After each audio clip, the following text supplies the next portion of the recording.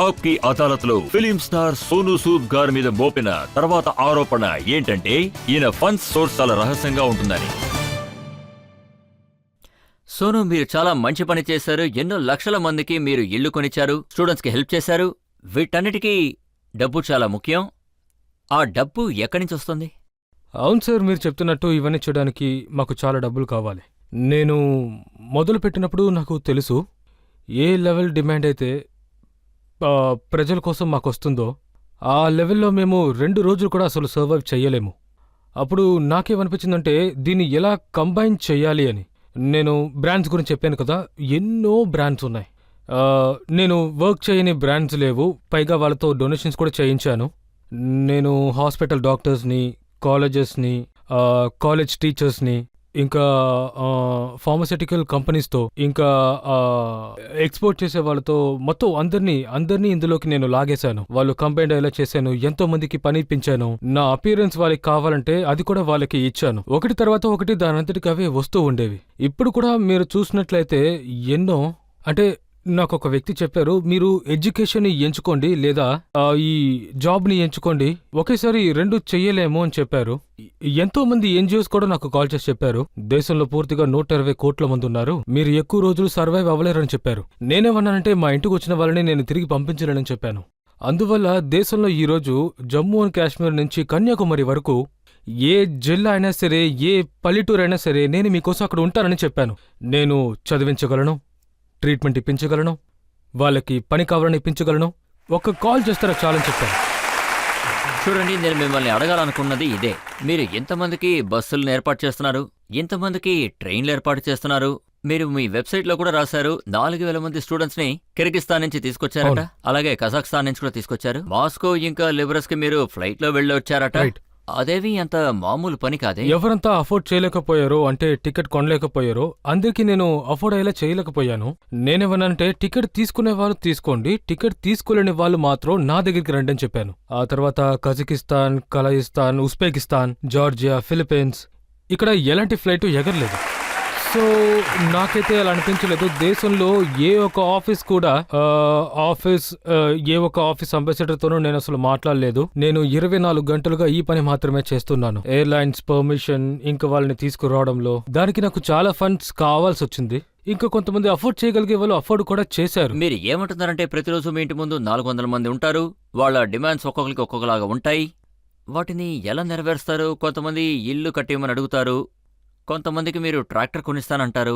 So వీటన్నిటికీ ఖర్చు అవుతుంది కదా సార్? ఖర్చు అవుతుంది. అది ఎగ్జాంపుల్ కోసం నేను ఒకసారి దుబాయ్కి వెళ్ళినప్పుడు మీకు చెప్తాను. అక్కడ ల్యాండ్ అయినప్పుడు ఇమిగ్రేషన్ లో ఉన్న ఒక జెంటిల్మెన్ నా దగ్గరకు వచ్చి ఏం చెప్పారంటే, మై నేమ్ ఇస్ విల్సన్, నేను ఈ హాస్పిటల్ కి డైరెక్టర్ని, can I have selfie with you అని నన్ను అడిగారు. ఆయన నాతో మీరు బాగా పనిచేస్తున్నారు అని చెప్పారు. బెంగళూరులో ఉన్న ఆయన బ్రాంచ్ లో ఒక బోన్ మ్యారో చేయించామని చెప్పారు. ఇక కేరళలో ఉన్న తన బ్రాంచ్ లో లివర్ ట్రాన్స్ప్లాంట్ ఒకటి చేయించానని చెప్పారు. మీరు డబ్బులు ఇచ్చారు, మా హాస్పిటల్ కి మీరు ఒక బ్రాండ్ అంబాసిడర్ గా ఉండాలని ఆయన చెప్పారు. అప్పుడు నేను ఆయనతో ఏం చెప్పారంటే, సార్ రేపు మనం బ్రేక్ఫాస్ట్ లో మీట్ అవుదాం. అప్పుడు బ్రేక్ఫాస్ట్ లో మీట్ అయ్యాం. అక్కడ డైరెక్టర్స్ అందరూ అక్కడికి వచ్చారు. సార్ మాకు మీ ఇన్ అపియరెన్స్ కావాలి, మీతో యాడ్ షూట్ చేయబోతున్నామని అడిగారు. సార్ మీకేం కావాలి, మీ ఫీజు ఎంత తీసుకుంటారు అని చెప్పి అడిగారు. నేనేమన్నానంటే, సార్ మీరు బెస్ట్ సర్జన్, బాగా పనిచేస్తున్నారు అని చెప్పాను. నాకు సార్ ఒక ఫీజు వద్దు, ₹1 కూడా వద్దని చెప్పాను. మీరు నాకు లివర్ ట్రాన్స్ప్లాంట్ లో 50% డిస్కౌంట్ ఇవ్వండి అని చెప్పాను. ఒక లివర్ ట్రాన్స్ప్లాంట్ 25 లక్షలు సార్. ఆయన 50 లివర్ ట్రాన్స్ప్లాంట్ కి స్పాన్సర్ చేశారు. అది దాదాపు 12.5 కోట్ల లివర్ ట్రాన్స్ప్లాంట్ సార్. ఈ రోజు కూడా 19 లివర్ ట్రాన్స్ప్లాంట్ ని మేము చేయించాం సార్. ఈ రోజు నేను అందరి ముందు నేషనల్ ఛానల్లో చెప్తున్నాను, ఎవరైనా సరే అఫోర్డ్ చేయలేని వారు, అంటే $200 తీసుకున్న వాళ్ళు, వాళ్ళ పిల్లలకి 18 నుంచి 20 లక్షలు ఖర్చు అయ్యే ఆపరేషన్ ని మేము చేయిస్తున్నాము. ఇంకా ఎవరికైనా సహాయం కావాలనుకుంటే నేషనల్ టెలివిజన్లో చెప్తున్నాను, please try to call me. Okay Sonu, మీరు ప్రజలకి సమాధానం చెప్పేది నేను చూశాను. ఎవరైనా ట్రాక్టర్ అడిగితే దిగులు పడకండి రేపు వచ్చేస్తున్నాను అంటారు. ఏంటిని రిపేర్ చేయాలంటే భయపడకండి రేపే చేసేద్దామని అంటారు. నాకెవరైనా ట్రాన్స్ప్లాంట్ చేయాలని అడిగారంటే భయపడకండి వచ్చేవారు చేసేద్దామని అంటారట. ఆ దేవుడు కూడా ఇంత త్వరగా వరం ఇవ్వడే?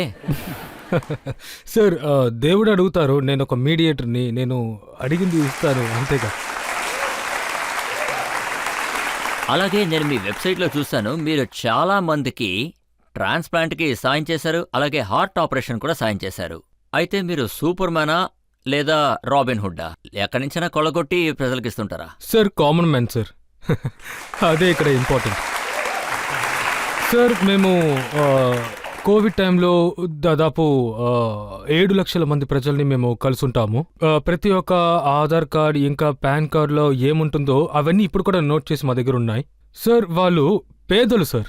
సార్ నేను డబ్బులు వాళ్ళకి ఇచ్చినప్పుడు వాళ్ళకు ఒక పవర్ ఉండేది. సార్ మీరు నాకు డబ్బులు ఇచ్చారు, మీరు నాకు సహాయపడ్డారు అని, మేము మీతో పట్టు పనిచేస్తామన్నారు. మేము కోవిడ్ టైంలో కూడా మందులు అందించాము. నా మీద కేసు కూడా వేశారు. మిగతా వాళ్ళకి ఇంజెక్షన్ దొరకట్లేదు, ఈయనకి మాత్రం అలా దొరుకుతుంది అని. సో యూనో ఈ ఆక్సిజన్ సిలిండర్స్ అవనివ్వండి. సో లేని వాళ్ళు ఎవరండి, ప్రజలు సైకిల్స్ ని తీసుకుని, అంటే చిన్న చిన్న గ్రామాలు ఎవరండి, బీహార్ ఇలాంటివి ఎన్నో గ్రామాలు, యూపీ అయినా సరే జార్ఖండ్ అయినా సరే 60-50 కిలోమీటర్లు సైకిల్లో వెళ్లే వాళ్ళకి అందజేస్తారు. మీరు మాకు హెల్ప్ చేశారు, ఇలాంటి సహాయం ఇంకొకరికి కావాలి అంటారు.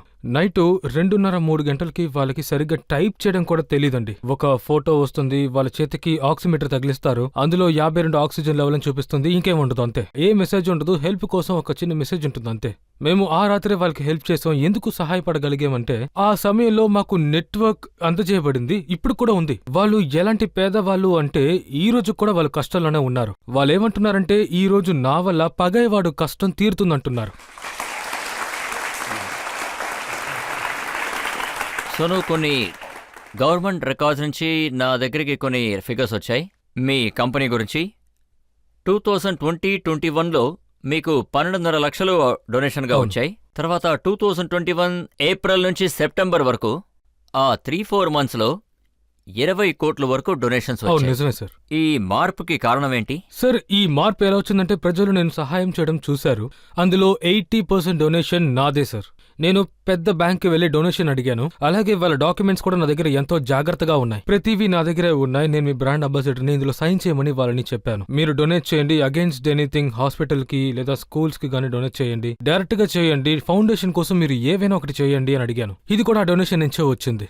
ఎందుకంటే ప్రజలకి నా మీద నమ్మకం వచ్చిన తర్వాత ఒకవేళ నాకు ₹1 వచ్చినా అది సరైన చోటుకే వెళ్లి చేరుతుంది. అదే విధంగా నేను ఎవ్వరిని ₹1 డొనేషన్ కూడా అడగలేదు, ఇకపై కూడా ఎప్పటికీ అడగను. ఒక మంచి విషయాన్ని మీరెందుకు ఒంటరిగా చేస్తున్నారు, మేము కూడా కలిసి చేస్తున్నామంటే మీరు హాస్పిటల్కి చేయండి, ఆ హాస్పిటల్కి చేయండి, మ్యాక్స్ హాస్పిటల్కి చేయండి. మాక్సిమం నన్ను ఎన్నోసార్లు ఆ హాస్పిటల్కి గెస్ట్ గా రమ్మని పిలుస్తారు, వగేరా వగేరా వాళ్ళు పిలుస్తారు. అప్పుడు నేనేమంటానంటే మీరు హాస్పిటల్ పేరులో చెక్ ఇవ్వండి, నేను ట్రీట్మెంట్కి పంపిస్తాను, అక్కడ అడ్వాన్స్ గానే చెక్ ఉంటుంది, ఆ తర్వాత పేషెంట్ ట్రీట్మెంట్ కి వెళ్తారు. డబ్బులు ఇలాగే కలిసికట్టుగా వచ్చేవి. కానీ నేను చెప్పినట్టు ఇది ఒక కుబేరుడు ఖజానా కాదు డబ్బులు వస్తూ ఉండడానికి. కానీ నేను నా ప్రయత్నాన్ని చేస్తూనే ఉన్నాను. వీలైనంత వరకు మనం అందరినీ ఒకటిగా కలపాలి. అసలు ఇప్పటి వరకు ఇది ఎలా జరుగుతుందో నాకు తెలియదు సార్. కొన్నిసార్లు నా భార్యతో మాట్లాడతాను, నా కుటుంబం వ్యక్తులతో మాట్లాడతాను. అసలు ఇది ఎలా సాధ్యమవుతుందో అర్థం కావట్లేదు. నేను ఈ ఒక్క విషయం చెప్పాలనుకుంటున్నాను, ఏంటంటే 20 సంవత్సరాలలో నేను ఎన్నో సినిమాలు ఎన్నో భాషల్లో చేశాను. అన్నిటినీ కలిపిన నా రెమ్యునరేషన్ ఇందులో 1% కూడా ఉండదు. నా మనస్తృప్తి కోసం ఇదంతా నేను చేస్తున్నాను సార్. ఈ లోకమే చాలా అద్భుతమైనది. కానీ నేనేం విన్నానంటే ఒకసారి చాలా ఇంట్రెస్టింగ్ రిక్వెస్ట్ వచ్చిందట. ఒక అబ్బాయి వచ్చి నన్ను నా గర్ల్ ఫ్రెండ్తో కలపమని చెప్పాడట. సార్ నిజం చెప్పాలంటే నేను ఇలాగా ఎంతో మందిని కలిపాను.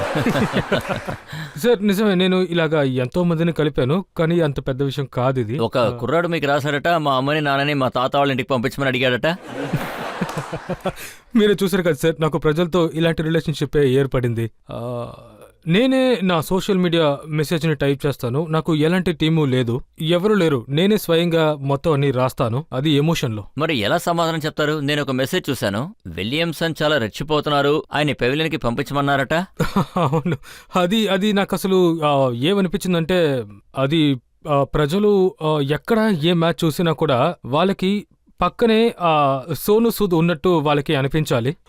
ఒక హస్బెండ్ అండ్ వైఫ్ ఉన్నారంటే వాళ్ళ మధ్యలో గొడవ జరిగితే వాళ్ళకి తోడుగా సోను సూద్ ఉన్నట్టు వాళ్ళకి అనిపించింది. అదంతా వాళ్ళ నమ్మకం. సో ఐ ఫీల్ ఈ నమ్మకం ఎంతో అద్భుతమైనది సార్. ఇప్పుడు ఇది కూడా చాలా మంచి ఫీలింగ్. ఎలా అంటే, సోను గారు నేను ఇంట్లో ఒకనే ఇరుక్కుపోయాను, నాకు ఒక మందు బాటిల్ పంపించమని అడిగారట.